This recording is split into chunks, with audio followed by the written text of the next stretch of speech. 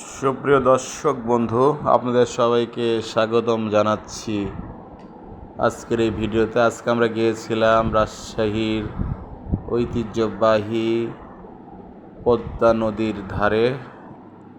যে এলাকাগুলো দেখতে পাচ্ছেন, এই এলাকাগুলো সব শুকনো হয়ে পড়েছিল, অনেক চর হয়ে গেছিলো, কিন্তু এবার রাজশাহীতে পদ্মা নদীতে প্রচুর পরিমাণে বান এসেছে। বান এসে দেখা যাচ্ছে যে রাস্তা পর্যন্ত পানি ঢেকে গেছে এবং আজ থেকে কিছুদিন পূর্বে এখানে ঝুঁকিপূর্ণ ছিল, অর্থাৎ যে কোনো সময়।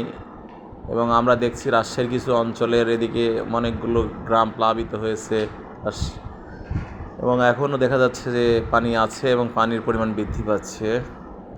এই এলাকাগুলো হচ্ছে সেই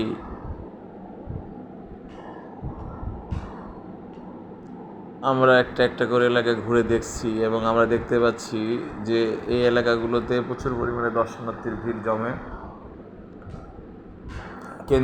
রাজশাহী কেন্দ্রীয় মাঠ থেকে শুরু করে এদিকে পদ্মা গার্ডেন থেকে শুরু করে যা লালন মঞ্চ, সবগুলোই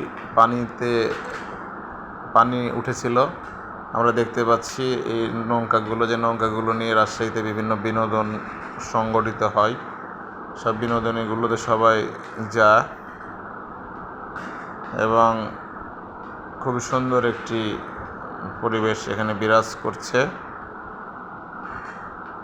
দূরে পদ্মা নদী তার আপন গতিতে চলে যাচ্ছে এবং সবচেয়ে মজার বিষয়, এই নদীর ওপারে রয়েছে চর খানপুর সহ মিডল চর মাঝার দিয়ার 10 নম্বর চর সহ অনেকগুলো রয়েছে।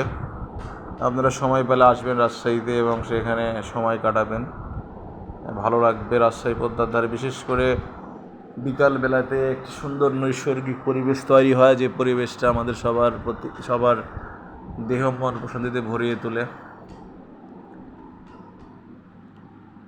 সবাই ভালো থাকবেন, সুস্থ থাকবেন এবং আমাদেরকে বিভিন্নভাবে সাপোর্ট দিয়ে যাবেন। আল্লাহ হাফেজ।